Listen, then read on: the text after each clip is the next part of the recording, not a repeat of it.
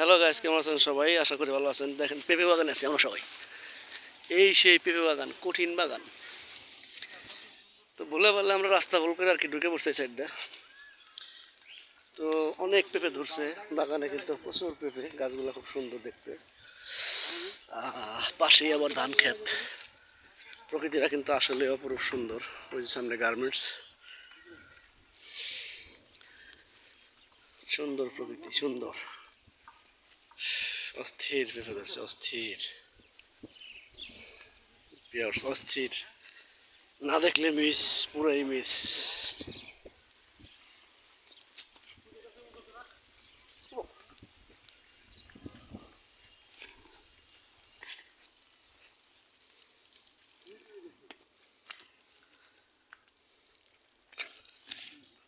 খারা নাজমা দেবীল ঘুরে ত্রিভুবন ঘুরে দিকে। আর দেখছে কি সুন্দর পেঁপে। ওফ, এই যে দূর ওই এক নায়ক। নায়ক তো আমাকে উল্টো পাল্টা লয়ে আসছে, জায়গার জন্য মানে উল্টো পাল্টা আনার কারণে ছবিটা তুলে পারলাম। না, কঠিন কিন্তু পেঁপে ধরছে, একের জাতা পেঁপে।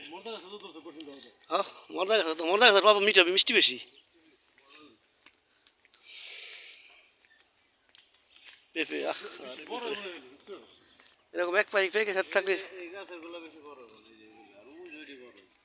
কোনটি এইটি বড় ওটি বড় না। গাছে এক গাছ এক গাছ একটা ছোট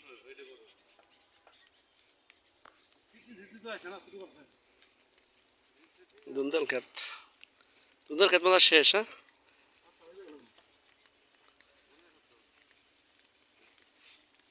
ধুন্দল ক্ষেতের মনে ম্যাচ শেষ।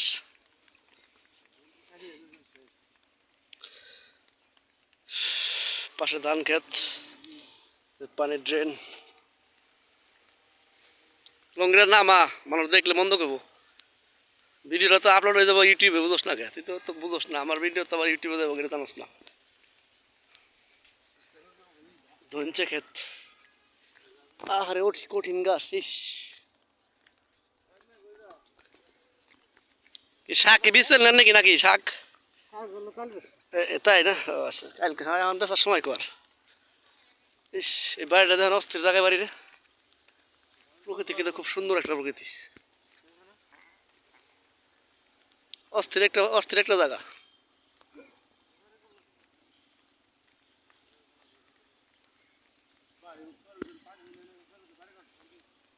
চকের মধ্যে কি সুন্দর একটা বাড়ি। বাড়িটা কিন্তু আসলে অনেক অস্থির বাড়ি, অস্থির।